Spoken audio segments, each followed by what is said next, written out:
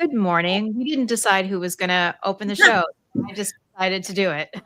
Good morning, campers. Rise and shine. Welcome to the Over It Weekend Edition, Coffee and Conversation, where we have a lovely community here and we just talk about all the things and hopefully keep it not too depressing, which is very hard to do these days. But I do want to welcome my co-host, Tara Setmayer, my illustrious co-founder of the Seneca Project and author of Uncompromised on Substack. We have JoJo from Jers, the lovely Joanne Carducci. She is the author of Are You Effing Kidding Me on Substack as well. She also has an amazing podcast, which is, I'm blanking. Oh my God. Sanish. Sorry, guys. Sanish. And Julie Roginsky, let me just tell you, she has written an op-ed in Time magazine with Gretchen Carlson. And I think everybody should read it because you know what? Nobody has been stepping up for the victims and survivors of Jeffrey Epstein and Donald Trump, and they did. And so for them, we should all be grateful. But also you should read her Substack. It's called Salty Politics, and definitely subscribe. And that is all for now. But hello, good morning. Welcome to the party. Morning. Hey, everybody. Hi, Rafi. Yes, we have cat butt early. You guys, it's not early for me. So I had to be I have this hairdresser who is fantastic. I don't even know what you call them. Like she's I guess, the hairdresser. I had to get my hair colored because this whole situation was out of control. Who opens up for me at 6 a.m. on a Saturday. Wow. So this is like dinner time for me. I'm so tired right now. Listen, that was me last week because I did MSNBC at 7 a.m. hit time live at 7, which meant I had to be up at 6 at least to get myself together. And then this morning I just did, at least it was at a decent hour. I just did the Smirconish program at 9 talking about the Hunter Biden interview because Michael only does his show on CNN once a week. So some people were like, why are you still talking about that? I'm like, well, it's a weekly show. And frankly, Hunter's interview was fantastic, breath of fresh air, said everything we've all been feeling and thinking for a very long time. And I was here for it. So now the timing, like I said, I was like, but you know what? I still, it doesn't take away from what he said. No, it doesn't. And, to the point of a lot of people saying the timing isn't right. But like, again, it's just like, look at all the stuff that's happened. It's just like, I don't know that there is a right time. You know what I mean? In fact, it's just kind of like blended in with everything else because it's just a roller coaster from the minute we get up to the minute we go to bed. And then there's some bullshit that happens overnight too. So, we have an offline chat, right? So as everyone here knows, but for everybody here watching, and I went to sleep around, 10, 15. Woke up this morning and I was like, like everyone was sharing in the chat, like one thing that was more awful than the next. And it was like RFK. It was like pulling the plug on cancer, like HIV medicines. And it was like this unfolding nightmare as I'm waking up this morning, just scrolling. I'm like, every night, literally, it's every night. So yesterday you went to bed early. My son asked me to watch Happy Gilmore with him, which the new one or the old one? Oh, the old one. The new one. They filmed part of the new one here in Hackettstown. They did. They Oh, did. that's funny. No, but so if you're a 13-year-old boy, as my son is, you think Adam Sandler movies are hilarious. If you Happy Gilmore is pretty funny, actually. Happy Gilmore is Daddy is funny as shit. Like, sorry. Yeah. Sorry. Yeah. I mean, it's not Wedding Crashers funny, but it's No. Yeah, but it's okay. Julia, but it's okay. But so I took a 2-hour hiatus to watch Happy Gilmore, or maybe a 90-minute hiatus. And like in between the beginning of Happy Gilmore and then of Happy Gilmore, like 20 other things happen. You can't even take time off to watch a stupid 25-year-old movie anymore. No. Oh, I know. Listen, when this is funny, but not funny. Like when Trump got elected again, I was like, well, there goes our weekends. No more Sunday brunches where you can just relax with your family, your friends, or whomever. Just have a nice Sunday afternoon. Nope. Those days are now over because there's never every morning you wake up, to Joe's point, to something else more horrible than the next day. Yeah. And it like sets the tone for the day. It's nuts. Like we have to make an actual effort to balance things out. We have to. This week, thank God, I had an opportunity. Like I've learned over the years how to do this because my husband's like, I don't know how you do this every day. I'm like, you just have to find your joy in little things and just latch on to that, because otherwise you'll lose it. This week, the 2 live music shows at Wolf Trap. Michelle knows Wolf Trap is one of my favorite places. Wolf Trap. Yes, it is. And I was like, if Donald Trump comes for Wolf Trap, because they've already ruined the Kennedy Center, which is another one of my favorite places. I said, if Trump comes for Wolf Trap, that may be the final straw for me to pick up arms, because he's not going to take that away from me too. But I saw Chicago with my mom on Wednesday night. Chicago's my mom's favorite band in the whole world. Like, obsessed. Favorite band in the whole world. So we went to see Chicago. They were here. Thursday night, my husband and I and my parents, we all went to see Trombone Shorty. If you like New Orleans jazz. Oh yeah, we saw him. We saw him at the DNC. Yeah, that's right. He was there. That's right. I totally forgot about that. Yeah. He was at that after party. Yeah. Trombone Shorty, when he does his full show, it is fantastic. He has a kick-ass horn section besides just him. His band is amazing. It's high energy. It's great music. You got to take a break, man. You got to find. And then yesterday, my husband and I picked Peaches. Oh, So that's I want to go back to your mom's favorite band of all time being Chicago. That is a really interesting choice. Well, not if you're a real Chicago fan, back to like the 60s, not the not Peter Cetera, Power of Love tracks. Chicago. Yeah, the Karate Kid too. Like 25 to 60. yes.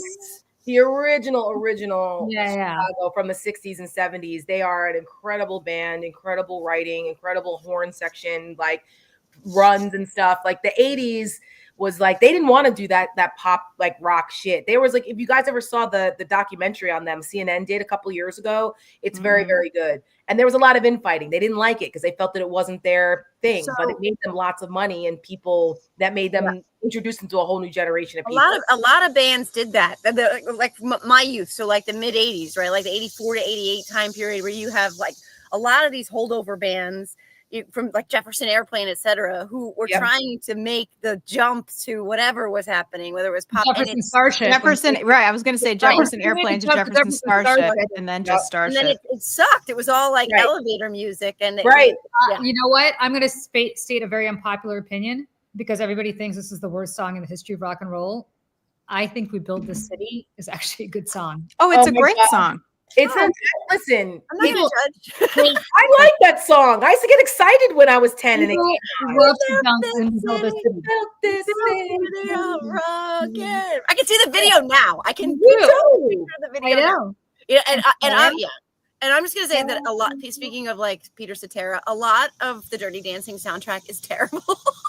Okay, can I just talk about that for a second? Why is 80% of the Dirty Dancing soundtrack like 80s music? I'm like, this is in the Borscht Belt in 1950, 60, whatever. Yeah. And it's like there's like 2 songs on it that are era appropriate. Yeah. And everything else is like Patrick Swayze. Like I'm like, she's like the wind. I'm like, no, she's not like the wind. That's She's like in the wrong decade. The worst song. I'm sorry, Patrick Swayze, rest in peace. But I'm sorry, all I hear is "She Breaks Wind." That's all I hear. That song makes me like physically angry. It is so bad. Dirty Dancing generally, and here I'm really going to break everybody's heart. They're like they had no chemistry. Like what was the point of the 2 of them getting together? Like, your dance partners, maybe you're going to hook up because it's a summer fling, but like all of a sudden we're led to believe they're like madly in love when Patrick Swayze's like 30. Yeah. I don't know. I still love Dirty Dancing though. I still love it. I still love it. But they had no chemistry. No, I know. It's so funny, like Patrick Swayze's career, like, you know what I mean? You go from Roadhouse to Dirty Dancing to Red Dawn to The Outsiders to Ghost. I mean, and then he was a classically trained dancer too, right? Yeah, that's right. Ballet, I think. Yes.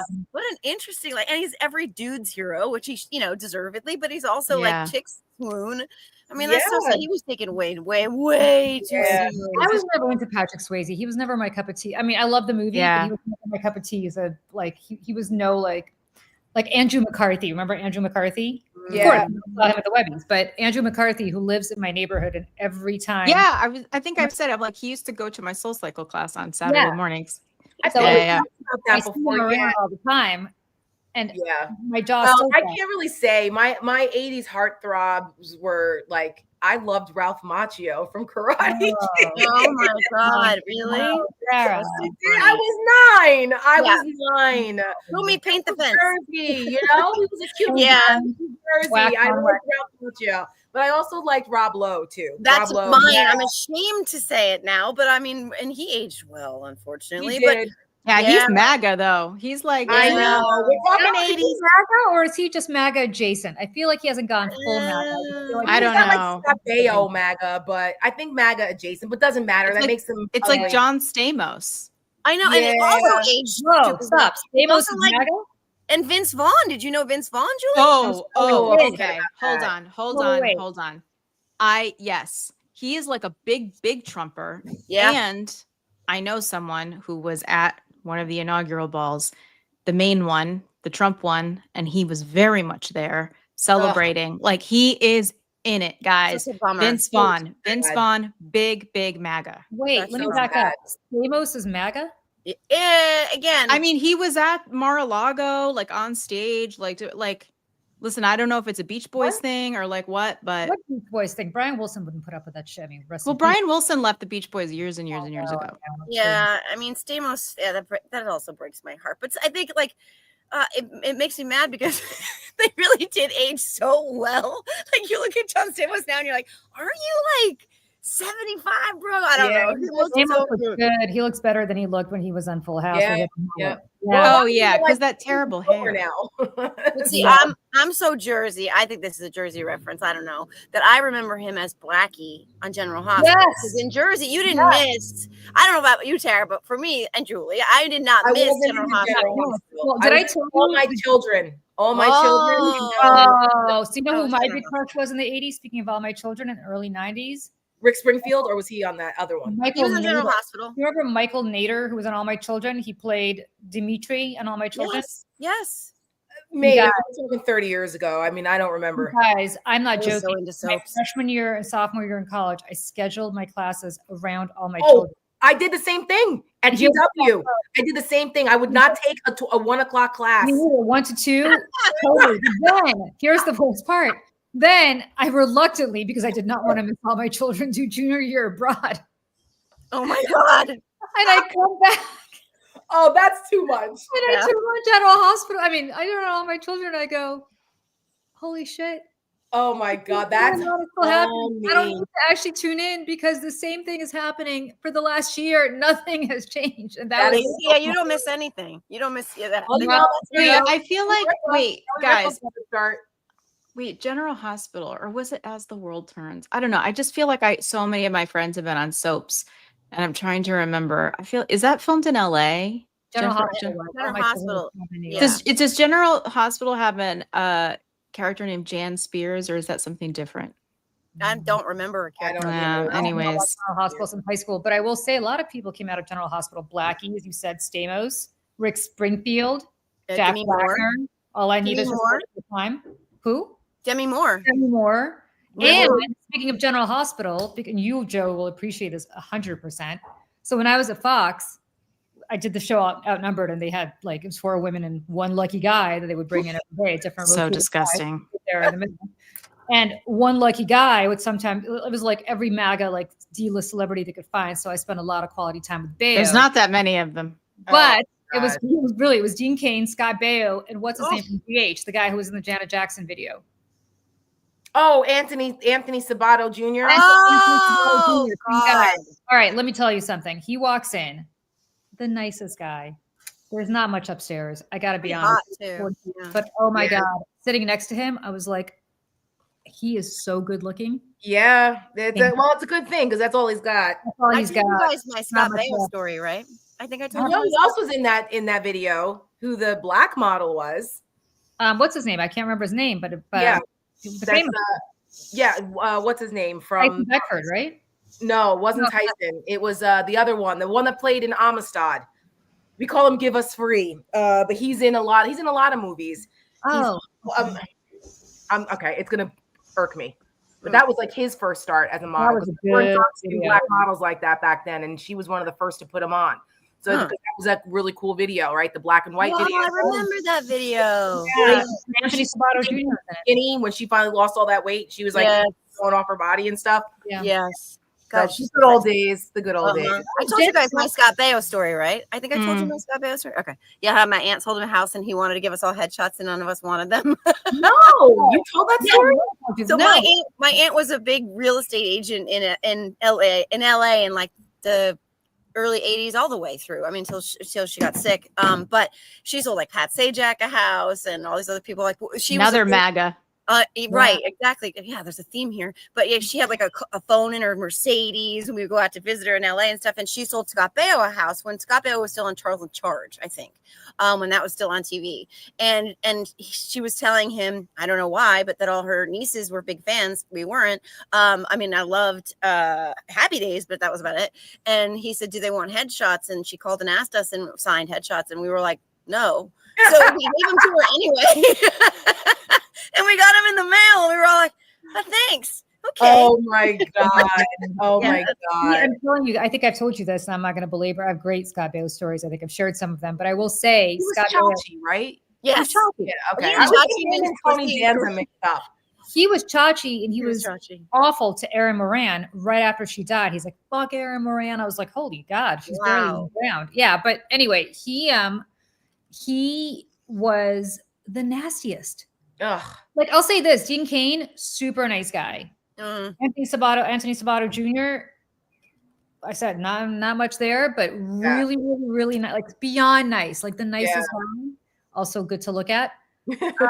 Not, let me stress again, really good to look at, but not Chachi. And then he was such an asshole that I was like, I loved you. What? No, that's who it is. Thank you, Heidi. Yes.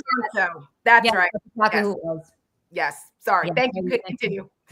Anyway, he was such a jerk, and I was like, "Hey, I said, I every time I think you're on the show, I have the Charles in Charge theme song in my head." He went crazy. He was so offended, and I was like, "He needs to shut up because he's." Oh, shut up! Do you know how like rich that show probably made him? Like, get out of here! And all he did was trash talk people. He went nuts on Nicole Eggert. Oh, she's a Trumper too, isn't she?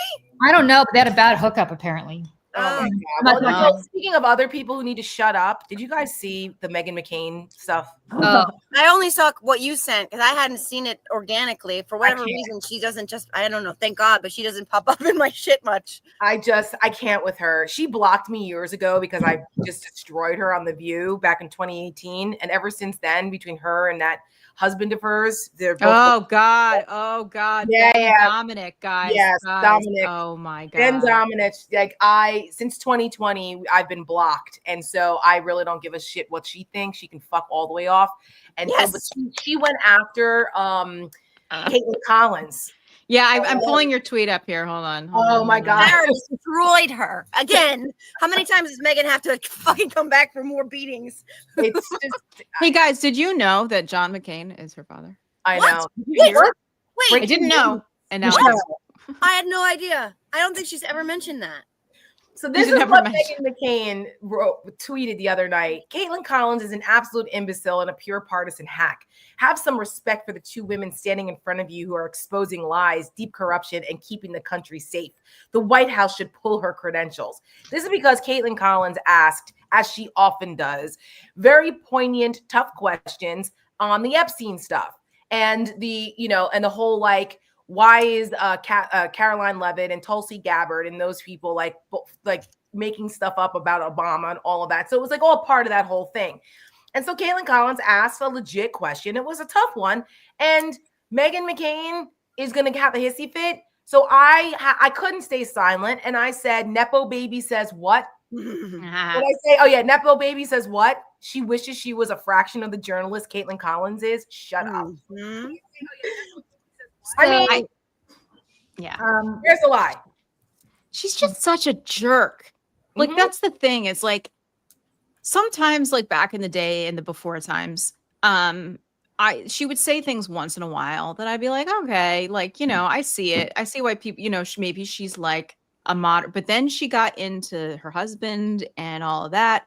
I just don't know how Donald Trump can speak about your father, who is legitimately Right. and was legitimately a war hero, can speak about him the way that he did I know. and was banned from the Mhm. funeral, all of the above, and then continue to go on and defend all of his policies, all of his administration. I mean, listen, she was all pissed off because she's like besties with Tulsi Gabbard. Right. And that's why that's why she was so mad. I think Tulsi Gabbard's like the godmother to her kids. The reason I've been silent here is Oh, her kid that she named Liberty. Why yeah. would you put Cruella de Ew? I'm being silent here because I am bound by an NDA with Fox News, and one of the things that is in that issue is Meghan McCain. But if ever I were released from my Fox News NDA, oh boy, do I have a story for you guys.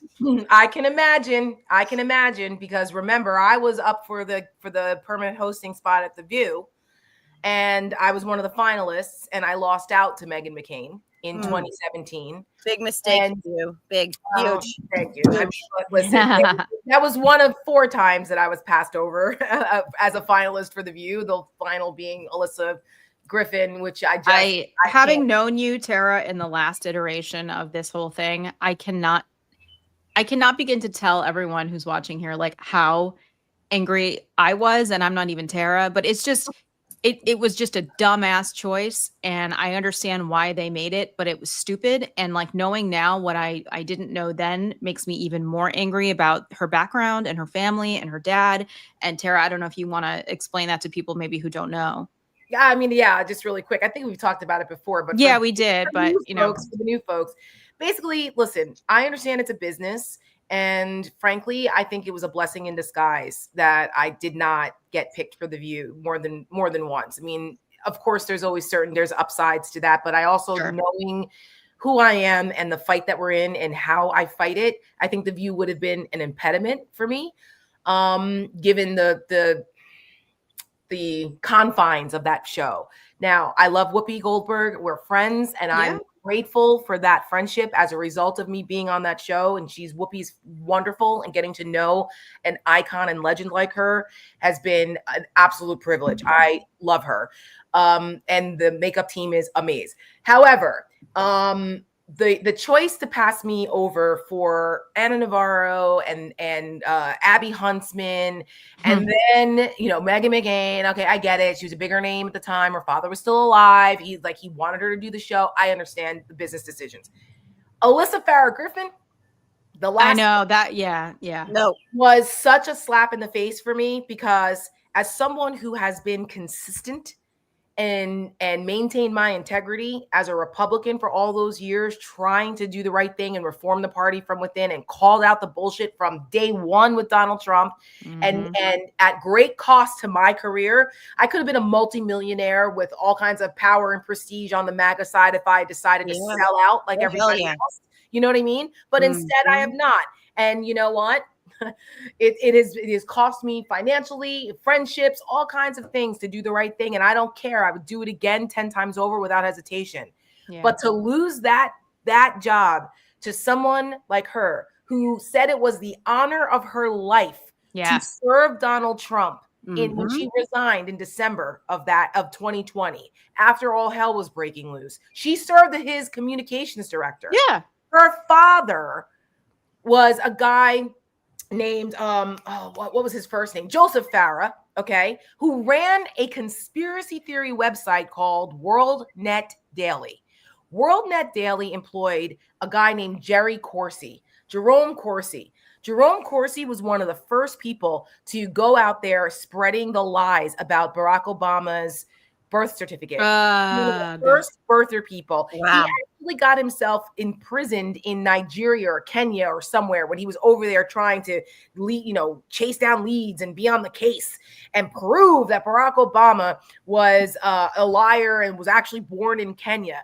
Like, these are horrible people. They would have like UFO conspiracy people, or like the whole what's his name? What Alex Jones would talk about with the like the secret cabal, not the Illuminati, the other one, like the annual.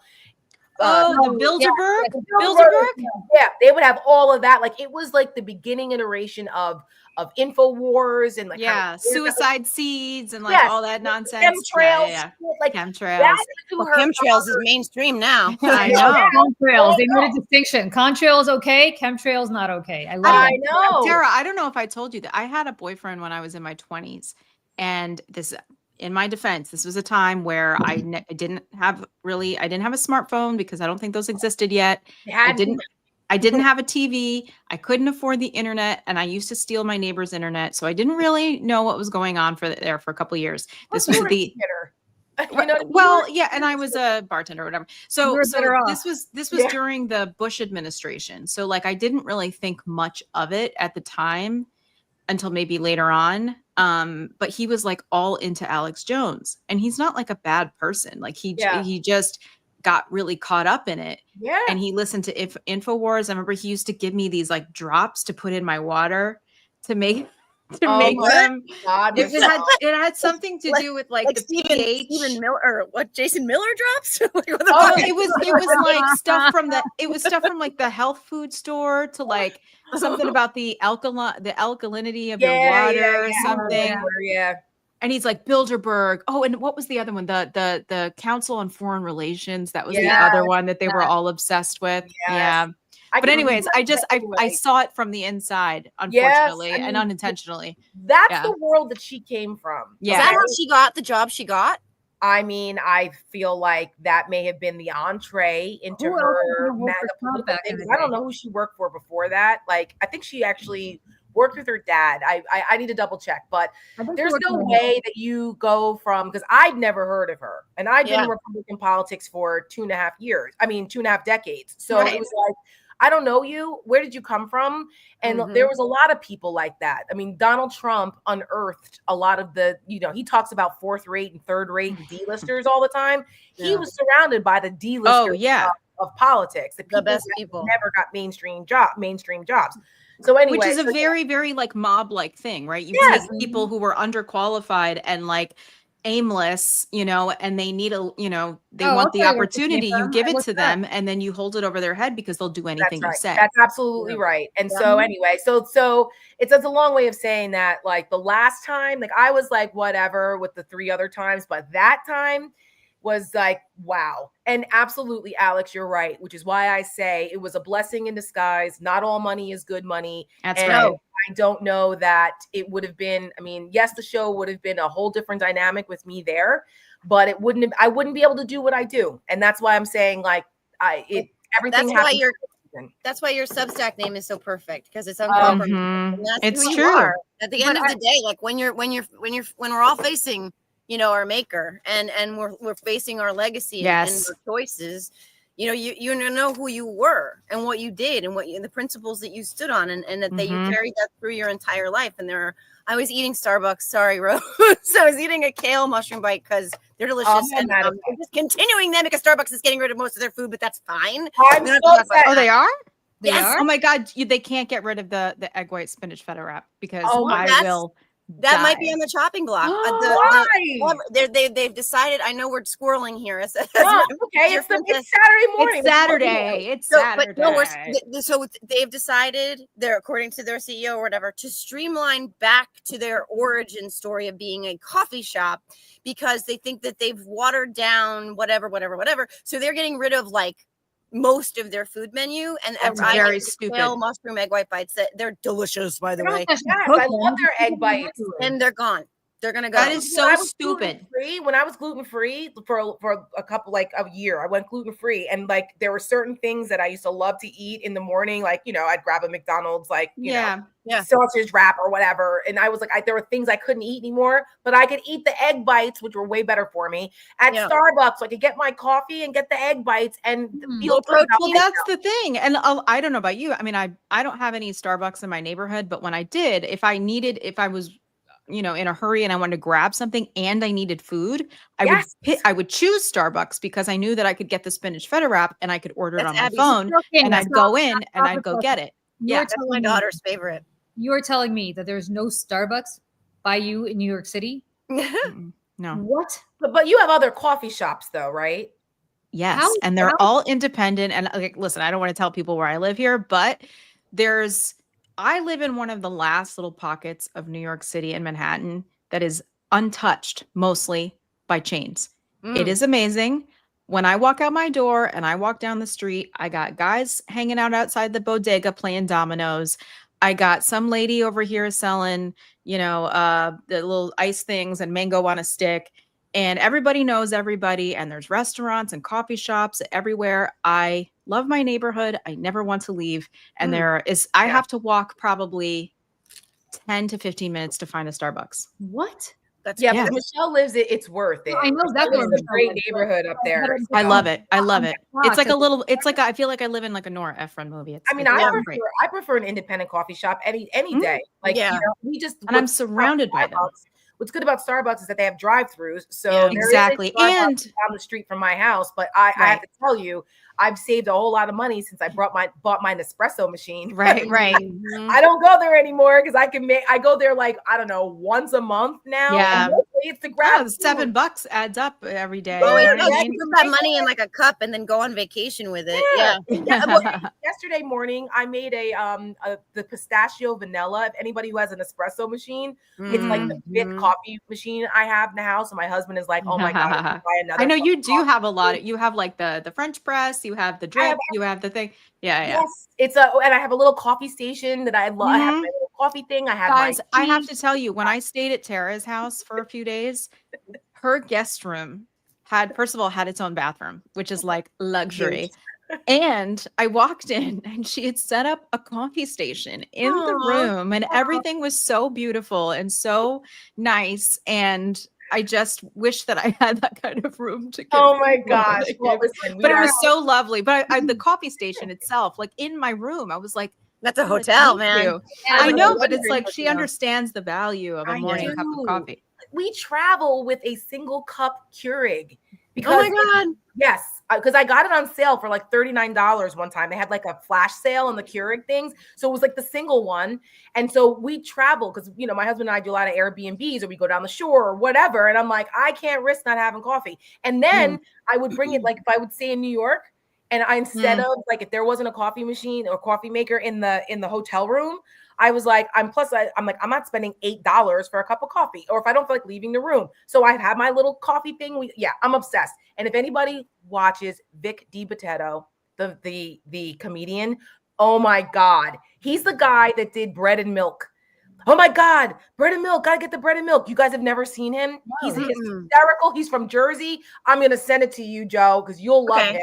He is hilarious. But he did a whole thing about like when people freak out when there's gonna be a snowstorm, you gotta get the bread and milk and how people lose their shit. Oh God. That made him famous, but he does all kinds of stuff all the time. But he did another thing about buying coffee machines and how his wife has bought, like, she has like 10 coffee makers everywhere. And he's like, oh my God, what do we need another coffee maker for? That's me. I have all. And so now that I have an espresso machine that has a frother, I don't need Starbucks really anymore because I can do it all at home. Yeah. But I gotta part ways with you because I can't like pistachio what? It was pistachio vanilla, iced pistachio vanilla. It was great. And I took it with me on our way out to pick peaches. Two things I don't understand. People who mix their meats. So like a bacon cheeseburger. No, either stick to the cheeseburger. I'm with you. I'm with you on that. I get like gaggy about it. The other thing that makes no sense to me is why can't you just have what is this vanilla? Like I can't even smell vanilla. Oh, see what? It's good. No. See, I'm with Tara on this. I don't drink coffee anymore because coffee has decided to become my enemy, which is very depressing as a Jersey person. But I do appreciate a good hazelnut. Oh yes. Oh yes. Oh my God! What are you, a pumpkin spice person too? Yes. Oh, that depends. Oh. That depends. It's because Starbucks pumpkin spice is good, I think, and Dunkin's pumpkin spice is literally an attack on your taste No buds. turducken for Julie. No no Yeah, oh my turducken for God. Julie. But No, this no, mixing meats thing, I'm fascinated by this. I don't eat beef or bacon either, but I like some salmon with some shrimp on a salad. No. Either pick the salmon, pick the surf and turf. No, stick to the surf, stick to the turf. Really? Yeah, Oh, I'm kind man, of with you. Julie. That's like when we went to that place in Philly, Tara, that steakhouse, everyone was having steak and stuff. And I was like, and I just had my Oh, scallops no, and I was like, no. we're a meat and seafood together or not household. My husband can do surf and turf in like half a second. He makes amazing steaks. He's great on the grill. He makes really good seafood. We still need that rub. Listen, the love rub is coming. Okay, it's coming to a direct to buy consumer near you. It's coming, people. Trust Nice. me. He's got the dry rub, Uncle Mm. AC's love rub, after his uncle who taught him how to grill. And then his partner has a barbecue sauce called Dante's Boss Sauce. And we're getting ready to soft launch it soon. So Okay. This means absolutely nothing to me, but I feel like New Jersey people will appreciate it. yes. I mean, Yes. again, Yes. yeah. Thank you, Dickerson, for getting it right because Yes. it is ham, as we know. It Otherwise, is. we'll start a war. But Julie, what about like a paella or a cipino or Yeah, like what do you You know what? I Paella I do can do. make All right. an You know what? exception That's for great. paella. You know what, Joe? That's a great point. And Mhm. every rule has an exception. And Yeah. paella is an Paella exception. is, Okay. I mean, Gumbo, delicious. like I can deal with gumbo, like things like that. That's fine. Yeah. If it's like a soup, but the cheeseburger thing, bacon cheeseburger, it makes. First of all, if I ever get the death penalty, I already have my last meal planned out. It is going to be a Burger King cheeseburger. Oh my God. No. I like them better than McDonald's. Better than a McDonald's. Whopper? A Yeah. Whopper? No. Just a The what? Okay. plain double cheeseburger, but which I haven't set foot in 20 years because it's one of those things where if I start, I won't stop. So I just Yeah, I got you. But the whole point of putting bacon, I love bacon, so like I could eat bacon Me on its too. own. But putting bacon on a cheeseburger, you're completely like debasing the cheeseburger. No, you're not. But yeah, No. I also don't eat pork. Do you eat pork, Julie? Flavor. Yeah, I don't. But do you put like lettuce and tomato on your burgers and stuff, or no? Just like meat. and cheese? Tomato, but not lettuce. So my husband is the But it same was. way with meats. He doesn't like condiments, and I'm the complete opposite. I know I like condiments. Burger like plain with like cheese and mayonnaise, and that's it. And I'm No. like, what's wrong with you? I'm And all about I'm like bacon, lettuce, cheese, tomato, pickles, mushrooms, I onions. do love Like, I pickles. love all of that with I love pickles. ketchup, and like I like all of that. now. Same If you get an with Italian sub and you mix all those meats together, that's okay. Oh yeah, my it's the same family, essentially. Yeah, so Yeah. Thomas is saying he lived in New Orleans for 26 years. He may see gumbo too, Yeah. which I put in the paella category. Yes. And you know, Julie, I was thinking there's a soup that I usually make like every January, and it's Russian, and I make an exception for that too. Pork? Solyanka. Oh, I don't It's got like that's a lot of ham. That's a lot of well, I usually I use like an American version where I Yeah. use like turkey sausage and Yeah. like pickles and all kinds of things. But like that's really, Pickles. I mean, that's the other exception that I make. The Pickles in soup a I can live soup? with, like, huh? In a soup? Did you say pickles? Mm-hmm. In a soup? Mm-hmm. In a hot soup? Mm-hmm. Wait. But- Solyanka has, if I remember correctly, it's like carrots, and I remember like having to saute it with like tomato paste and then pickles, and then you add broth, and then you're just like chopped pickles and pickle juice. Like it's really, really, really good, and it has different kinds of meats and stuff in it. Like if traditionally it's supposed to have, Julie, you know, correct me if I'm wrong, but like lots of pork and like It's basically cured sausages, cured Yeah. meats, things like that. it's like But Russian, you know, but I yeah. use like the turkey versions of them for everything. Hold on, I'm married to a self-made condiment whore. I'm also a condiment whore. I'm totally Me too. But the Russian samovar, at least The they used Russian to have samovar. a really good solyanka that I used to get there, but I don't go to the Russian samovar anymore because after they invaded Ukraine, the Russians, I don't really. You know what? I don't think it's fair to the Russian samovar to do that because I know. That's not I their just fault. felt weird about it. not boycott me, but Russian Samovar is just not that good anymore. It used to be good. Remember that was the Sex and the City episode where Oh Carrie. yeah. I used to go to Russian cinema and the Russian vodka room, which they used to have those big barrels of vodka and like horse. I mean, oh my God, just forget it. Then the Russian tea room I haven't been to, but yeah. But it's not that good anymore. I got real used to. Oh, the Russian Samovar used to be really good, but not. It hasn't been good. I don't agree with boycotting the Russian Samovar because I know. Well, it's not like I was boycotting. I was just like, Yeah. well, if I had to pick somewhere in that neighborhood, I was like, Yeah, I'm gonna do another little just quick Jersey thing. When I was down the Love shore, that. I got my little Jersey girl thing, and then what's in here, guys? It's saltwater taffy. oh, that's like a thing, right? Saltwater That's taffy. really cute. I not love big on the saltwater taffy either. I love taffy, but it does. I've reached the age of my life where taffy is sort of a gamble. So I like to look at it and appreciate it, but I don't really want to pull my teeth out. So it's like, oh no, that's delicious. I'll for somebody else. What's your favorite flavor? Oh my God. Probably strawberry. I'm like, I would say banana. It's banana. For me. My mom and I, it's banana and licorice. Fake banana. I will die on this hill. Friends, I'm going to get canceled. I don't care. Fake banana is the best fake flavor of all the fake flavors of fruit in the world. Don't give me fake green apple, which I like. Fake watermelon, close second. But fake banana doesn't taste or smell anything like banana. No. Nothing. But what's the worst? And I would say it's grape. Remember that grape? I agree. Grape, fake grape is like, I love fake grape. Give me a grape soda. When I was a kid playing softball in Whippany, New Jersey, they would bring out these big ass coolers, and it would be like, you know, the Pathmark generic soda, which is like soda pop, and we would fight for the grape, and then the orange would go next. And by the time, if you were that kid, if you were slow, you were sleeping at all, you ended up with cream soda.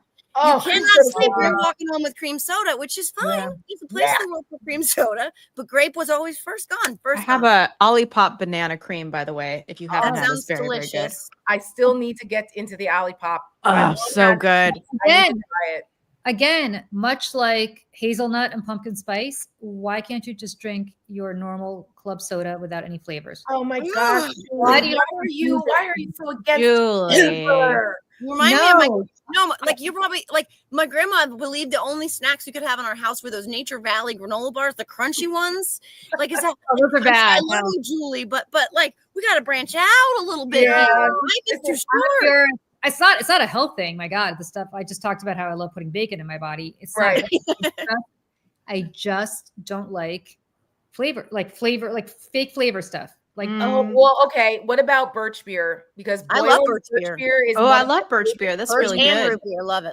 I love like the Barks root beer and stuff too. Like, I love root beer. Right? Don't like favorite stuff. Nope. Oh my God. And it's so hard to find it. And it reminds me of my grandfather. My grandfather loved birch beer. So birch beer and root beer, very German for him. And like we would go to Johnny and Hange's and we would get our Texas wieners all the way and a birch beer. And and now that it's so hard to find, I don't know. Like that's right. Sarsaparilla. My grandfather loved that too.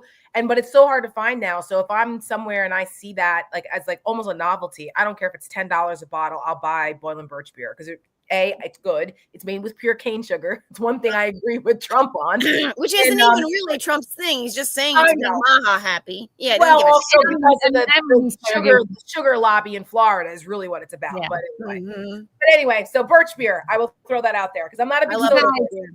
Could we go back to one thing? Because I actually wanted to bring this up. So, you know, I said earlier, I have a 13-year-old, which you guys know. So he watches YouTube. God knows what he watches. I want to know. I probably should find out, but I don't. And yesterday we're sitting around and I walked by and he's got Charlie Kirk on his thing. And I go, what is this? And I look and it says Turning Point USA. And I go, what is this? And he goes, oh, it's an ad that pops up all the time. Yeah. And I said, you're not watching this, right? He goes, no, but like, he goes, Turning Point USA. He goes, who's this guy? I said, it's Charlie Kirk. He goes, pops up all the time. And I was like, God damn it. These people are in the algorithm for whatever 13-year-old boys watch. Yeah. And they are 1,000% embedding themselves in with little kids. And that's how we have Gen Z growing up to be crazy MAGA Trumpers. Yes. Yep. Yes. Where This is are like the Hitler's youth shit, but online. And well, we should probably talk about the news at some point, but so maybe that's now. It's Saturday, but no, go ahead. I know, but Sprinkle this it is in. where I, and I think we're all in agreement here that it is so frustrating. Actually, no, that's not a big enough word. It's infuriating, and it feels apocalyptic at times to watch half the country, or maybe more than half the country, not understand or not realize how invested and how widespread that net is catching everything. I don't it is so deep. It is so deep and so much everywhere. I mean, I bring this up again. Jordan Klepper from The Daily Show did an experiment where he started a TikTok account as a 13-year-old boy, and within like 2 minutes he was getting all of the right-wing crazy stuff. And this is really, really scary, because here's the thing: our brains are not fully developed until we're 25 years old. Yeah, that's why you can't rent a car until you're 25. Well, boys, for women, our brains are developed sooner, but yes. Yeah, boys are slow. Well, I mean, but like the frontal, whatever the thing is, there's a reason why we can't rent cars until we're 25. Yeah. Right. And so like our brains, like all the wires are crossing in there, and like those are very, very impressionable years. Like, I don't know how you undo them. And they know this. Wow. And they know this. That's part of the insidious. Where are the Dems? That's what I want to say. Like, yes. The reason I bring this up is, like, I kind of do know what my son watches. So he's not allowed to play GTA because the notion of somebody really stealing auto, So he's found a loophole, which is he's not allowed to play GTA, but he could watch other people on YouTube play GTA. Oh God. He was going to make a very good lawyer one day because there's that little loophole that he found. And that's where, like, think about that. And that's what the algorithm apparently, he's not listening, but whoever said your kids listen to you more, he's not into it, like, because he has a mother who he understands has brainwashed him into not being into it. Yeah, but the reality are, and other people are, and it's like he wants other people still be like, we definitely want to talk about this. So hard. Like, I can tell you years ago, back like in during the first Trump administration, a friend of mine who studies extremism was saying how Discord was becoming an underground, proving ground for extremism. And then like video games, how the Russians recognized, Discord came, I think, later. First, it was but during the whole Russian interference stuff in 2015, 2016. Oh, that's a lie. I know, it's all made up, it's a hoax. That they were infiltrating the live gamer space. Mm-hmm. With their propaganda stuff back then as part of their whole approach. That's why the gamer community is so toxic and obnoxious. And I was like, wow, people, they were like, the whole thing with the gun industry, how they were with what her name was, Tina, was infiltrating the NRA and the gun culture with Russian, asset shit, the gamer community, all these things to get people in areas that were not political, but they were there. They knew how to manipulate the culture. And now look at where we are now, 10 years later. So this is like real stuff that people, especially the Democrats, have no idea, which I think also kind of ties into the Hunter Biden story. Yep. Because there was a certain authenticity and rawness and realness about what Hunter Biden did by just going the fuck off. And no holds barred, that even if you weren't a fan of Hunter Biden or not like pro Hunter Biden, you're like, I respect it. You know what? Hunter might have been whatever, but I respect the fact that he just let it out and was just honest about it. And I was like, there's power in authenticity. Oh, that's it. Right? And it's like, if Democrats could just embrace that, Hunter Biden could run for office right now and win. Oh, absolutely. Well, I agree. I have a ton of clips from this. I would love to just play one here for it. This is the one where he's talking to Jamie Harrison, so it's a little less F-bombs, but still, and if it gets too long, because I actually don't know how long this is. I'll set it up for people who don't know. There were 2 Hunter Biden interviews. The Channel 5 British one is the one that got all the time because it was, profane and like F-bomb laden, which clearly we don't care about that. But That was the one that everybody was like, "Oh my god!" And then he did another one with the former DNC chair Jamie Harrison, who I have some criticisms about. Underwhelming. His DNC chair. Where were you, guy? But he's a nice guy, and so he had a podcast also, and you have to understand that Hunter and the Bidens have a very close relationship with the people of South Carolina because of James Clyburn and the importance of South Carolina. That primary is what put Biden over the top in 2020. So they have a long-standing political relationship with South Carolina, which is where Jamie Harrison is from. So the posture and like the way in which he interacts with him is a little more conversational, like I'm talking to my friend. So I just wanted to set that up so people understand. No, that's good. That's good. And hold on, let me see what else I have here. Obama rating. Okay, let me.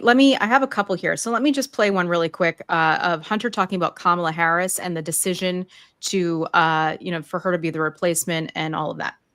Only person that he would ever endorse out of the gate, because he chose her as his vice president. There's no choice in that. And by the way, I love Kamala Harris. I think that she would have made an incredible president. I know that she was an incredibly loyal vice president, and she did everything that she could to support my dad, everything, and to support me and my family personally. I mean, I truly love her like family. And I think that she would have made an incredible president, and I think she ran an incredible campaign. You know who did not want Kamala Harris to be president and did not want her to be the nominee? Nancy Pelosi didn't want her to be. None of Nancy Pelosi's people wanted her to be. They wanted an open convention. They wanted a floor fight. They wanted I don't know what the hell they wanted, but they wanted to be the ones to anoint whoever they were going to anoint to become the next president of the United States. Who do you think that would have been? I don't know. I really don't know. I don't have any idea. All I know is that they definitely did not want Kamala Harris. And again, which undermined her, which undermined the campaign. You know, I mean, I look at these people and talk about like, well, where were they? We had 100 days. She got 100. She literally was handed a $100 million check. She ran her ass off. She had an incredible organization, incredible grassroots organization. David Plouffe took over the campaign. You know, what did they do? Where did they spend their money? Those camo hats, they thought were going to make the kids go crazy, but most of the kids are pretty Palestine pills. So and then I'm just going to play this to kind of follow it up because it has to do with similar. Because I definitely have a lot to say about that one. Yeah. George Clooney as an actor, but the truth of the matter is, I'll be honest, I really don't like George Clooney as an actor or as a person. But regardless is this, okay, is that George Clooney, before that event, and it literally, he's talking about the fundraiser. Out of the event. How many times? 5, 6 times over and over again, saying that he was so upset because my dad refused to recognize the arrest warrant for Netanyahu and would not commit to not allowing Netanyahu to enter the country after the ICC warrant went out for his arrest for war crimes. And the reason is that George Clooney, right? As if we were supposed to know this, is because his wife was one of the principal architects of that warrant. Okay, and so he was saying he's not going to show up. He's not going to show up. He's not going to show up. And then he said, "I will only do it on this date," which required my dad to fly back, I think, from Singapore to Italy, yes, and then Italy directly to Los Angeles, and stay there for the event, wake up at 7 o'clock. This, by the way, it was Father's Day. Yeah. A year ago. Yeah. So with all of that being the background, I'm standing there with him, and Clooney only came out and talked for 5 minutes. Didn't speak to anybody in the crowd. Didn't go and shake anybody's hand. The only person that I saw him talk to was President Obama. And when other people were coming in line to greet my dad, to say hello to my dad, anytime they're doing these pictures, as you know, there's somebody standing next to the president. Mr. President. That says, Mr. President. Jamie Harrison, chair of George Clooney, yes, and Julia Roberts. That's exactly right. Not because my dad didn't know who George Clooney, because I was literally whispering in his ear saying, Dad, fuck him. Literally, that's what I was saying. Like, you got to be kidding me, because I was so mad. It tired him so out. I knew that he had to go to the debate. He's 81 years old. It doesn't have anything to do with other than literally, like, my dad needs at least 2 hours of sleep a night, and you guys forced him into like just let's get him home, and he's here, and literally, he said, Mr. Biden, President Biden, George Clooney, and Julia Roberts, and he claims, in his arrogance, that my dad, the president of the United States, didn't know who the actor was that had written him and his staff. I don't know, 10, 5, 6, 4 letters, texting the staff over and over again, saying he's going to pull out. He's going to embarrass the administration. He's going to embarrass the Democratic Party. He's going to pull out of the biggest fundraiser because you disrespected his wife, because you don't agree with the policy as it relates to an arrest warrant for Netanyahu. Whether that's right or wrong, I don't give a shit. That's good for the party? That really, do you think in middle America, that woman that talked about, that voter in Green Bay, Wisconsin, gives a shit what George Clooney thinks about who she should vote for? And I'm not saying he's not a good Democrat. I'm not saying that he's not smart. I'm not saying that he's not a brilliant actor. I'm not saying that he's not a good friend to the friends that he's friends to. But in that moment, no, he wasn't. And he didn't do the right thing. And to say something that is so patently untrue in order to justify what you did afterwards. Yeah. I mean, I just have to say, I can't speak to the George Clooney stuff, except it's awfully interesting to me that Amal, who is Druze, is very quiet right now about what is happening to the Druze. I just want to put that out there conveniently. Yeah. Now she's awfully quiet. Just going to say that, like, whatever. I'm Lebanese. She's Lebanese. She's beautiful. I don't give a shit, but I can't really speak to that. So are you? But I can speak to the, what's that? So are you. Yeah, that's what I mean. I can, thank you. Thank you. Yeah. But I was like, I know I'm Lebanese, but I can't speak to the Pelosi part. And here's, I just have to go off for a second, because that is exactly what fucking happened. And I know it from the inside. I know exactly that. That is exactly what happened. And here's my question for everyone in Pelosi world, for all of the establishment Democrats who went out at her instruction in wave after wave after wave. I'm looking at you, Sherrod Brown. I have a lot of people I could add to that list. A lot. Where were you for the year and a half plus leading up to that moment where you then said, oh, he's got to go. He's unfit. He can't do the job. Where were you when Dean Phillips was running against him and you said, right, no, now is not the time. We are united behind our candidates. Where were you then, George Clooney, when all of a sudden someone flips a switch and says, this is what we're running with now. We need to shank this guy. And every time he, like Hunter said in a different part of this interview, every time he meets the new hurdle, the new gauntlet challenge, whether or not that's giving an interview, whether or not that's showing up at a rally, whether or not that's giving a press conference on foreign affairs that was a master class, every time he did that and his poll numbers started to go back up, you would send a new line of attack. You'd send Nancy Pelosi onto his favorite news show, Morning Joe, and she was asked, should he step aside? And she said, that's up to him. She didn't say, I stand with my candidate. Internal communications are telling all of us she stands with our candidate. Plausible deniability all day long. And what they did, and what the Pabros did, and what even Stephen King and Rob Reiner and all of those white dudes did, was they destroyed any legitimate chance that any Democratic candidate had to win that race. Because now we're fighting each other, cannibalizing each other, talking about, what if there's a ticket of a talking unicorn and an Ewok? What if we ran, I'm literally just brick right now. What if we ran, like a candle with a flower pot? Like, what if we just leapfrogged over the first Black, female, Indian vice president in our country's history? What if we just jump over her and get the ticket that we want? Instead, they fired instead of firing their attention on Donald fucking Trump, whose debate performance was horrible. Instead of doing that, now we're fighting each other. We're cannibalizing each other. And Joe Biden did not have a chance. And so, again, I will just say this. Where were you? And I will die on this hill too.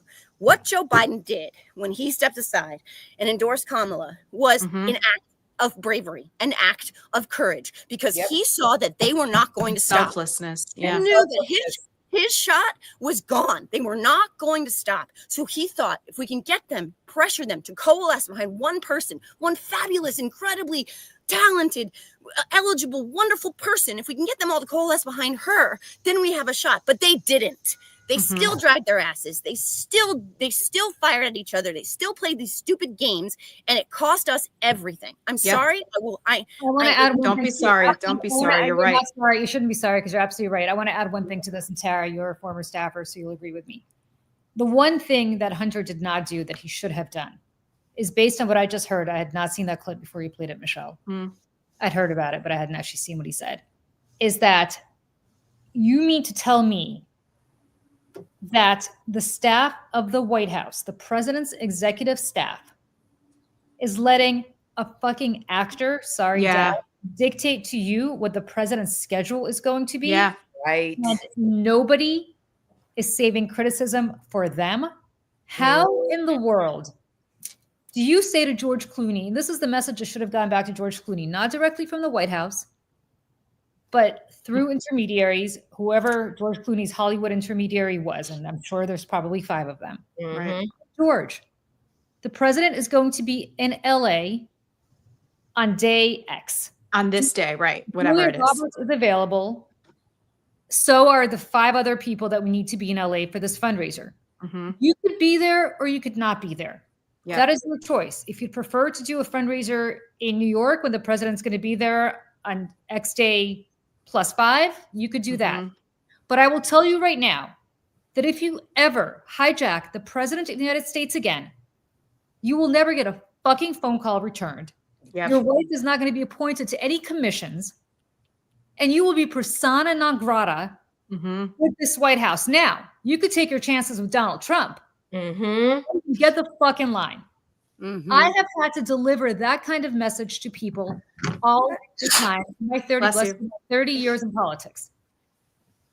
And the reality is that if that's not a message that was delivered to George Clooney, then I don't know who Hunter is upset with. He certainly has every right to be upset with George Clooney, but the people he should be even more upset with are the people who failed his father in delivering that message. That is not the message that the president of the United States needs to deliver.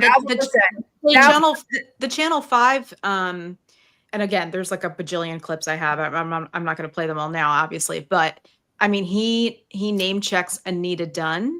I mean, he name checks a lot of people and being like, you failed and you failed and you failed my father. And by failing his father, I mean, I think we are all in agreement, like failed the American people. Because again, during the administration, failed to sell his accomplishments and his legislative accomplishments and successes to the American people, because every single place in the country that had Build Back Better or some other, infrastructure thing going on, there should have been a sign right next to it that said, brought to you by President Biden. Oh, yes. Everywhere. We've been saying that for years, ever since I was like, the fact that Donald Trump, you have to remember, he's a marketer. Yeah. And we all know that in politics, your policies and your candidate are like a product that you market to people. And if you take that approach to politics and understand human behavior, those are the people who are most successful.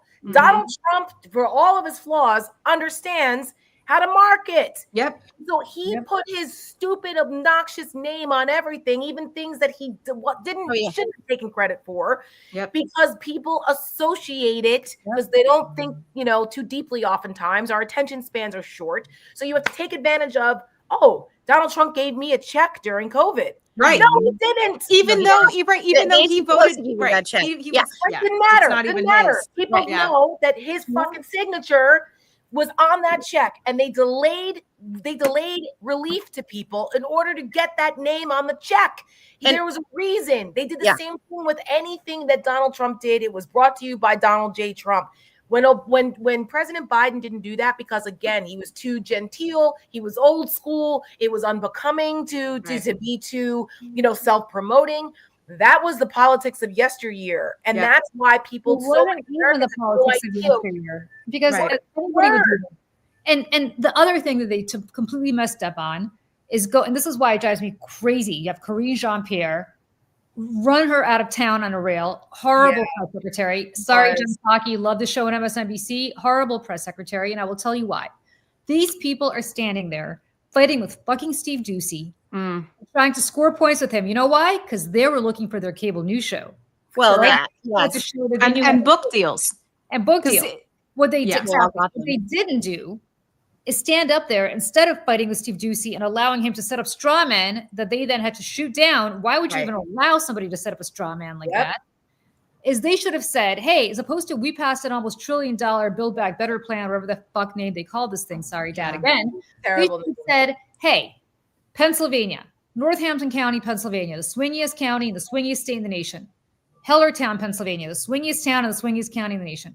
Main Street in Hellertown, Pennsylvania. Thanks to us. You know that pothole between traffic light A and traffic light B? Mm-hmm. We filled that pothole. That's right. Because of Joe Biden. That's right. This construction of this pothole filling brought to you by Joseph R. Biden.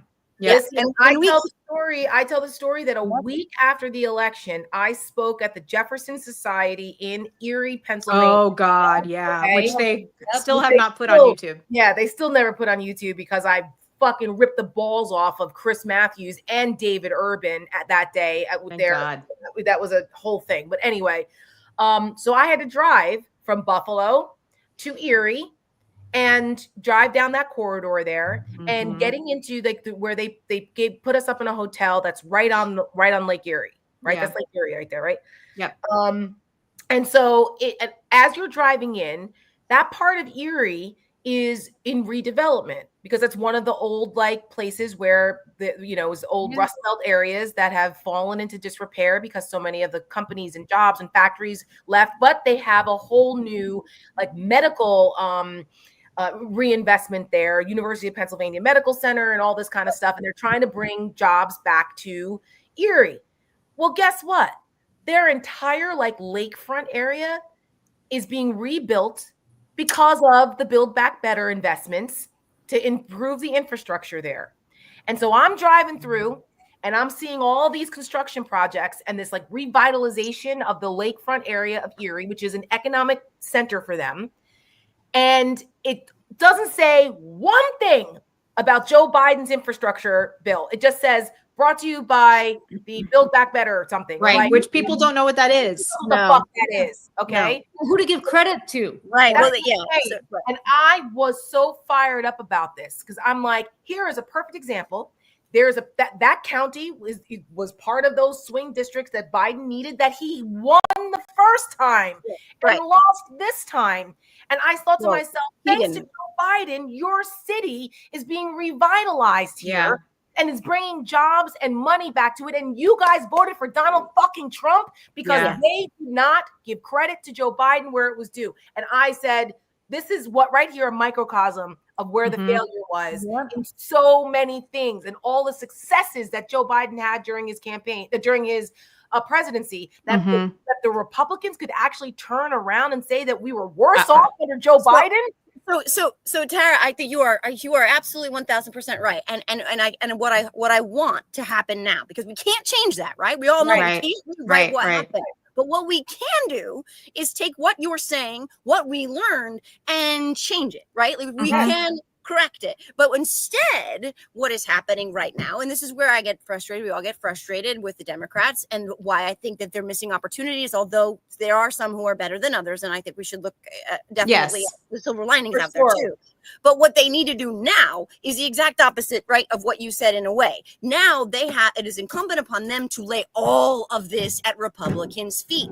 They want to tell you that these things that are terrible for you are good for you. Bullshit. Keep bringing it back. Lay it at their feet. Your loss of health care, the price of everything going up, the fact that you're also going to lose Social Security we now know, a lot of you 15% by 2036.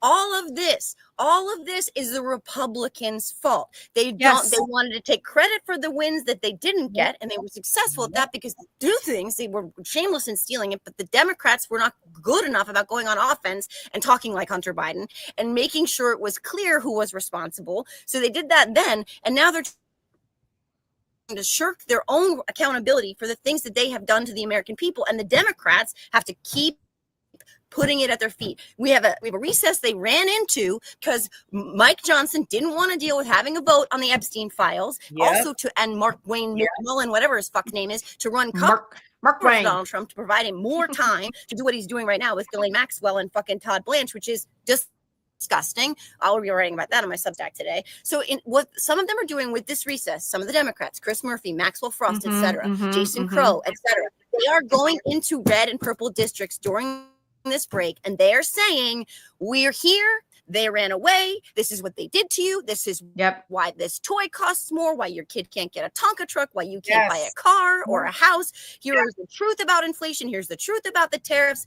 And go into those districts and go on offense and lay this at their feet. But we have to get rid of the consultancy bullshit third parties who didn't care about how they were messaging in the last election. They didn't care about shanking their own because they knew they were going to be fine. They were walking away with $15 million in that cycle for doing nothing. And they're trying to get away with it again. Hunter talks about Anita Dunn, how much money she made, and like everybody else. Yeah. All right, but you guys, let me just say this, okay? And I think this needs to be, and I do this every Sunday. I do a roundup on my Substack of just the, everything I've written about that week. But every single week without fail, this is what I always include. I'm going to read a quote from December 8th, 2024, from Donald Trump on Meet the Press. When you buy apples, when you buy bacon, when you buy eggs, they would double and triple the price over a short period of time. And I won an election based on that. We're going to bring those prices way down. Now, as of today, July 26th, as we sit here, apples, which he talked about. We use Honeycrisp per pound because that is the number bestseller. I didn't realize that Honeycrisp apples are the best-selling apples in the country. I think it should be Granny Smith, but people are misguided. It is $3.20 per pound, up $2.31 when Biden left office, and up from $1.69 this time last year. Wow. So to be clear, double from what it was this time last year. Bacon sliced per pound, $7 and basically $7.01 in June, up from $6.90 in December, when it was Biden's last full month in office. Eggs, congratulations, he slightly brought them down from when Biden left. They're now $3.78. They were $4.15 in December, but not from what it was a year ago. So I say all this, and if you enjoy your steak and burgers, my friends, the price of meat has jumped up precipitously. Let me just tell you what it is. Ground beef prices rose by 10.3% in June when compared to the same time last year, surpassing $6 a pound. The price of steak rose by 12.5% within that period. So I want to say this, and the reason I say this is not to throw a bunch of statistics at you. It is to say that this guy is a fucking liar. He said he's going to bring it way down and very quickly. Everything has gone up. Everything has gone up. And that includes, Scott Jennings, the price of eggs from this time last year. And, to Joe's point, they got to own it. They have to own it. I don't see people screaming about the price of steak, but the price for, if you can't afford steak, the price of burger, ground meat. Yes. Listen, it's the summer. Everybody grills, right? Everybody grills. So the price of your Saturday barbecue with your family has just gone up. When you take your kids to, wherever in the summer, you go on a, camping trip with your kids in the summer and you want to grill, hot dogs and hamburgers. Right. Well, that costs the average family $50 more than it did last year, thanks to Donald Trump. You know what I mean? Like, that's what the Republicans do. They do it constantly, and they lie, but they lie. And Democrats have the benefit of the truth and facts on their side about it. So when they say these things, they're actually telling the truth. So, we've been screaming this for years, but even more so since Donald Trump came into office, when it's important to go on offense. This is how you do it. And you do it with things like, that's why I'm like, okay, the Epstein thing, it's like, that's why I say the timing about the Hunter Biden thing, don't get in their own way when they're blowing themselves up. Yeah, that's why I'm saying about the timing. I don't think he did. I don't think so either. I think it was like good. I mean, listen, initially, the people who were yelling about it the most were the Pod Save America guys, Ken Miller, and those bunch. And I listen, normally like the Miller, but these are all the people that were trying to leapfrog over Kamala. I mean, That's why Tim Miller blocked me, right? Because I was like, you can't. And that's the Pod Boys blocked me too. And when I realized they were 3 feet tall, boy, did I have a laugh about that. But nonetheless, sorry, not sorry. It's just facts here, folks. But it is the timing, whatever. But Tara, I just want to pick up I mean, that might be generous, but I put him in my. I'm a short person, so I can laugh at that. I carried him around the DNC like little backpacks. They're so cute.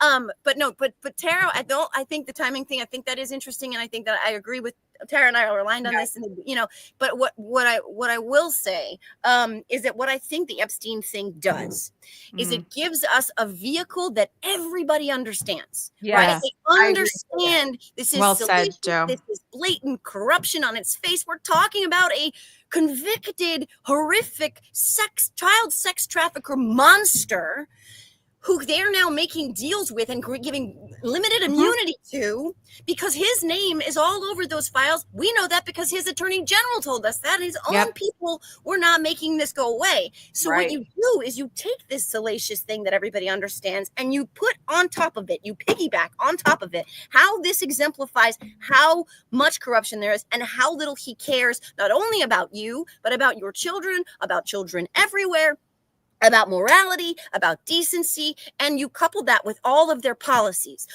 their policies that layer on a layer on layer keep proving the point that this is an administration that puts themselves, the powerful and the wealthy first above you, and you just make this thing the carrier of all of that other narrative. And then you have their attention because you're talking about something shiny that is actually important in Julie's article in Time. Yes. When you're focusing, please go read it.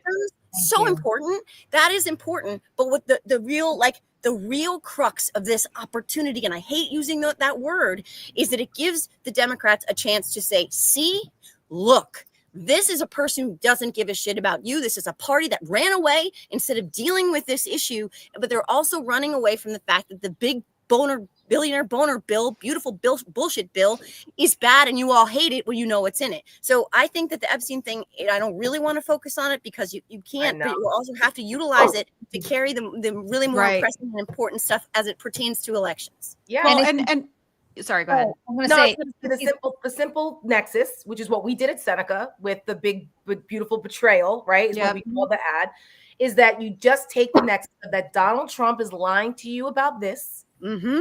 What else is he lying to you about? Right. Right. He betrayed you on this. Yep. Mm-hmm.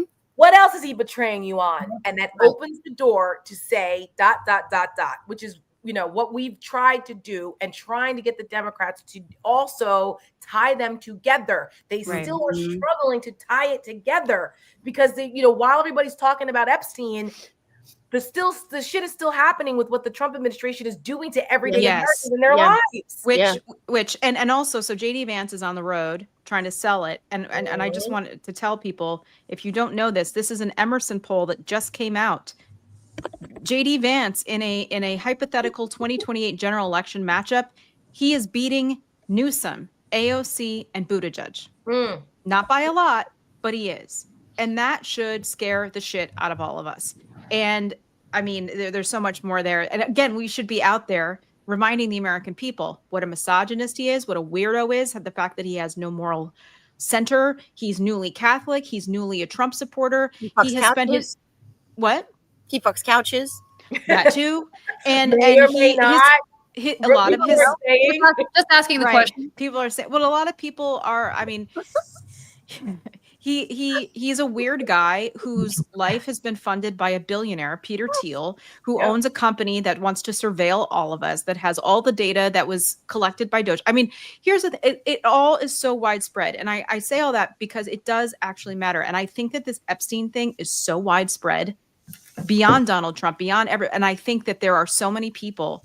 This is where QAnon, I guess, kind of had something right, that there is a cabal of like a pedophile ring and human sex trafficking that's going on. I was reading this morning. I don't know if you guys know about Zorro Ranch in New Mexico. Do you guys know about this? No. Okay, Zorro? so briefly, Zorro Ranch. Wait a minute. Didn't Epstein have a ranch in New Mexico? This is the ranch. This is the ranch. He bought this land. He bought this land from the then governor of New Mexico. And he it's like I don't know, like a 9,000, probably more than that, square, whatever it is, of this ranch with a helipad. And then down the hill is a little town. It has its own horse stables. It has its own fire department. Where have we heard of this before? Elon Musk. Elon Musk is building his own town. He and Jeffrey Epstein had his own town where he was basically protected from the laws of New Mexico, which is like super laxed about these things, because had he built or bought a ranch anywhere else in the United States, he would have had to register as a sex offender. In New Mexico, he didn't have to. Oh. And what did he want to do there? There's articles in the New York Times and elsewhere. You can look this up. He wanted to spread his seed. Oh my God. And he wanted to procreate himself in this town. Yeah. Now, I remember this now that you brought it up. Yes. So I just to give credit where credit is due, I saw Under the Desk News talk about this because there is a creator and her name is, and I will tell you. And They, them, they're the. No. I'm saying that there's another creator. Her name is. Oh, sorry. I thought you were talking about Under the Desk News. No. History 60 or something like that. She is on TikTok and she lives in New Mexico and she does deep dives on New Mexico stuff. And she's the one who brought this to the surface. And then I saw this being referenced on Under the Desk News. And so that's where all that comes from and where I've been like reading about it. And also, I mean, and here's the other part of this. The evangelical hard right Christian nationalists don't care about children. Okay. That's another part of this. And let me just read this here because I think that this is important context. There are only 14 states in the United States that have banned child marriage. Only 14. There are 36 states in America that allow child marriage with exceptions, and 4 of those have no minimum age on record. That's crazy. That's crazy in 2025. I'm sorry. Tennessee went and but fought. like this is what we're dealing with. This is what we're dealing with because like they're fine with this. They think old men and little girls belong.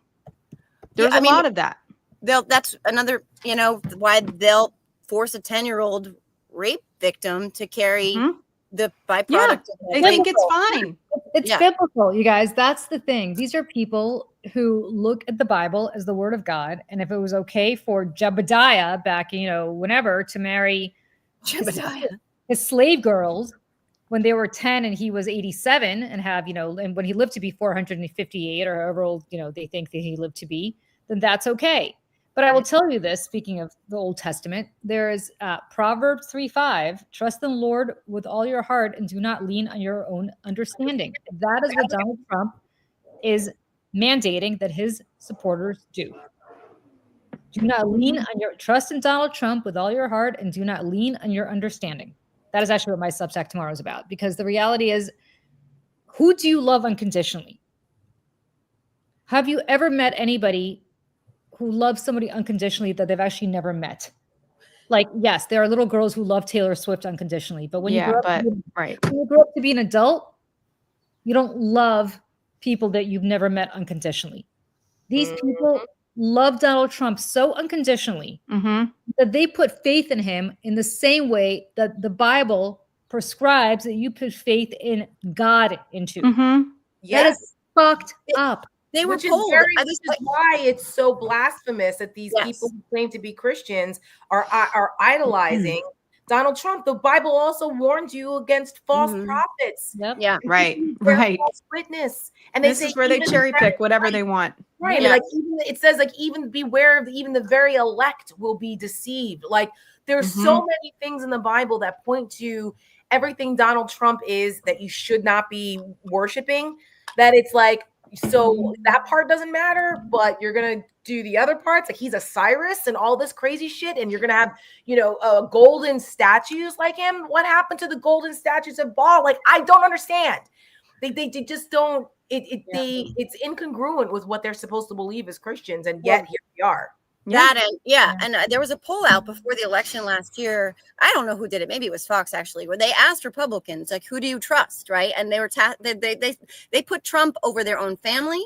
They put Trump over their pastors and priests. They put Trump over their doctors, over their children's teachers, over the news media. They put Trump over all of them. Right. This was in the lead up to the 2024 election, and that is the byproduct of a lot of the messaging coming from the evangelical community who, to Michelle's point, they do not give a shit about children. It's not about being pro-life. It's about being pro-control. And it's about being pro-power. And they're, a lot of pro-white too, because I mean, did you guys see about the town that's being built in the Ozarks that is a whites only town and Black people and Jews are not allowed? And it's built by who? Gen Z and millennials are leading that whole. Charlie Kirk is fucking brainwashing them. I know. Into kids stuff. All right, you guys, it's 11:30. We've been out this for 9 minutes. I bet. And can we have to bring up South Park real quick. Oh yeah. Just real quick. Please just bring up South Park. Because actually this whole thing, South Park brilliantly incorporated almost everything we just talked about in 22 of the most brilliant, biting, irreverent 22 minutes of satire ever.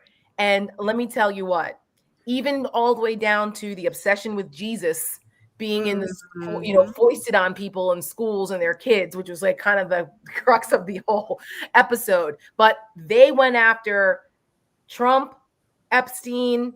They talk about the Paramount thing, Colbert, the Christian nationalism, the Trump and Satan, Trump's little penis. I mean, they eviscerated Donald Trump and MAGA in 22 minutes in ways that I don't think I have ever seen anywhere. And there was someone who commented on Twitter, and I this was just like a random comment, but I think it was one of the most poignant things. I wish I had come up with it, but I cannot take credit for it. But they said that satire is democracy's defibrillator. Yep. Yes. And I was like, wow. It is. Yeah. That's wow. Yeah. That's great. And should we now, we can give get your kids out of the room, but should we show the ending of the South, because I have it loaded in. I mean, I haven't seen it yet, but go for it. I want to see it. Go ahead. This is the ending of the episode. I'll just set it up a little bit I don't think that this is a spoiler. Basically, like part of a deal to get rid of this lawsuit that's going on with Paramount or CBS and Trump or whatever, and they have to pay $3 million and also do pro-Trump messaging. No, it's to get rid of the lawsuit that Trump has filed against South Park.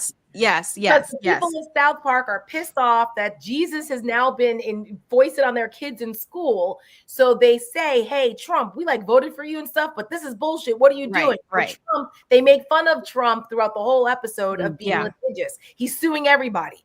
So he threatened anybody who criticizes him. He's like, I'm suing you. So Caroline Levitt comes to him and says, some of your constituents are very upset with you and what you're doing. And he talks to them and they're like, hey, what are you doing? And he's like, I don't give a fuck. I'm suing you. So he threatens to sue them for $10 billion or some obnoxious number. So in order to settle the lawsuit, their town lawyer gets them to negotiate down to $3.5 million. And they're like, that's fair. That seems fair compared to. He's like, but that's not it. We also have to agree to do pro-Trump messaging. And so they were like, okay, we can do that. This is their pro-Trump PSA messaging.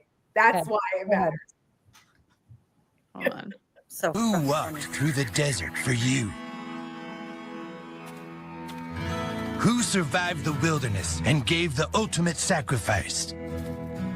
When things heat up, who will deliver us from temptation? Donald J. Trump. No matter how hot it gets, he's not afraid to fight for America. With conviction, discipline, and trust in God, he survived the desert.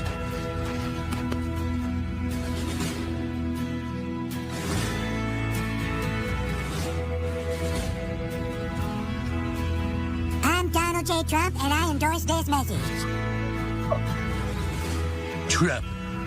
His penis is teeny tiny, but his love for us is large.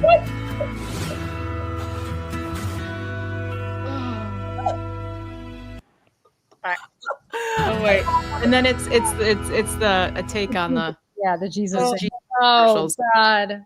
All right, I'm glad I didn't see that with my son yesterday. No, this is not an episode for your 13-year-old No, son. no. It's not, because Oh, that's he's gonna not the watch it only anyway. penis reference. Oh God. There's Oh God, it's no. a theme. It's a theme throughout the whole episode. And part of why Donald Trump is suing people is because he's mad that his peen is being portrayed as being little. I mean, at one point, Satan says, "I can't even see it."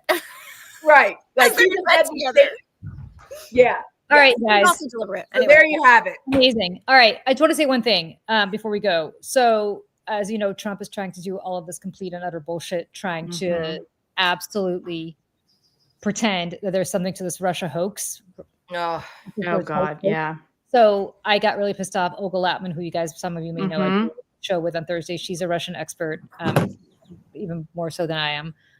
And we are starting a series next week, actually doing something that I don't think anybody's ever done, which is we are going to expose the hoax about the Russia hoax, because we both know a lot of what happened, and we are going to put it together to explain to people in minute detail, a whole series about how Russia interfered in our 2016 election and how they got Donald Trump elected.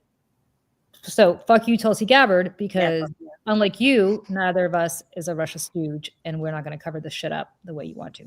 So there you go. And so you can shove it, Meghan McCain.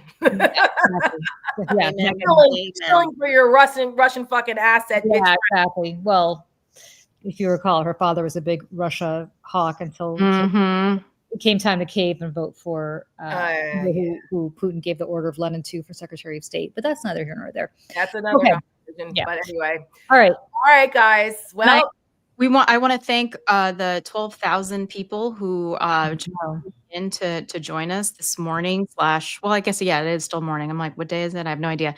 And to anyone complaining in the comments that we block you, that's probably because you're a troll or a Nazi troll. So, we don't want to subject our other wonderful people who are part of this community to your nonsense. So, but everybody else, I am so appreciative. We are all so appreciative that you're here, and that hopefully we could give you an hour and a half of maybe some levity and some insight into what's going on, not only in our country, but in our lives and the things that we care about. So I guess that's it, unless anybody else has something to add. I just want to say thank you to everyone who has been supporting us since last week.